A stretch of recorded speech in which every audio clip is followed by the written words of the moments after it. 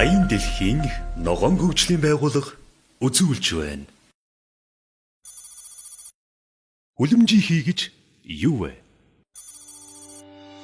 Кёотогийн протоколоор дараах 6 төрлийн хийг хүлэмжийн хий гэж тодорхойлсон.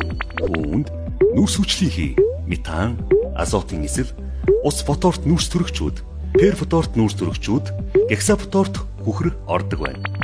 Эхний 3 буюу нүрс хүчлийн хий, метан, азотын эсэл нь байгалийн гаралтай хий байдаг бол сүүлийн 3 хий нь болох байгаль дээр анх байгаагүй буюу хүний хүчин зүйлийн үр дүнд тодруулбал ажил төрлийн хөгжлийн явцад бий болжээ.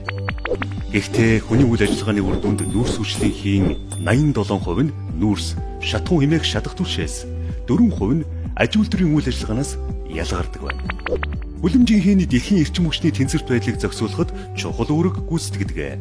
Байгалийн гаралтай хүлэмжийн хийн үр нөлөө нь дулааруулах үйл явц байдаг бол агаар мандалт хүлэмжийн хийн инфра улаан дулааныг сансагт дэгдүүлгүй барьж байдаг нь дэлхийн гадаргуу болон агаар мандлын доод хэсгийн температурыг нэмэгдүүлж байдаг. Яагаад хүлэмжийн хий гэж нэрлсэн бэ? Хүнсний ногооны хүлэмж. Тэнд ногоог уруулахын тулд дулаан нөхцөл хэрэгтэй.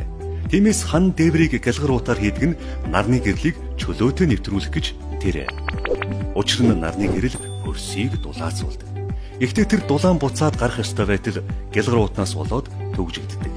Түүний үр дүнд дулаан нөхцөл бий болж байгаа юм.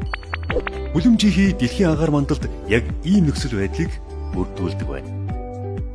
Тэгэхээр агаар мандалд очиж хуримтлагддаг хүлэмжийн хий нь дэлхийн үр амьсгалыг дулааруулахад нөлөөлж байгаа болохоос хүний эрүүл мэндэд хортой агаарын бохирдолтой огт хамааралгүй юм.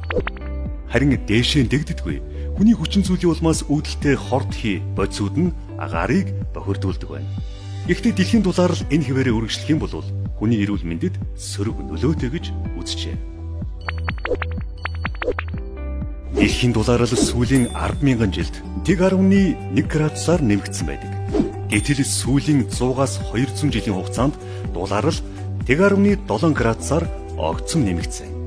Энэ чигээрийн үргэлжлэн дэлхийн дундч дулаарал 2 градусаар нэмэгдвэл түүнийг зогсоож чадахгүй байдалд хүрнэ гэдгийг судлаачид дүгнжээ.